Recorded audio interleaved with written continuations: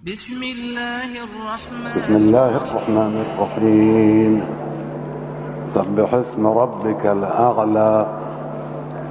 الذي خلق فسوى والذي قدر فهدى والذي أخرج المرعى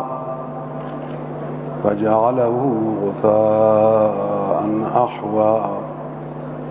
سنقرئك فلا تنسى إلا ما شاء الله إنه يعلم الجهر وما يخفى ونيسرك لليسرى فذكر إن نفعت الذكرى سيذكر من يخشى ويتجنبها الأشقى الذي يصلى النار الكبرى ثم لا يموت فيها ولا يحيا قد أفلح من تزكى وذكر اسم ربه فصلى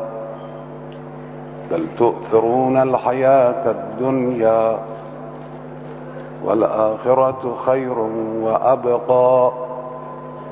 إن هذا لفي الصحف الأولى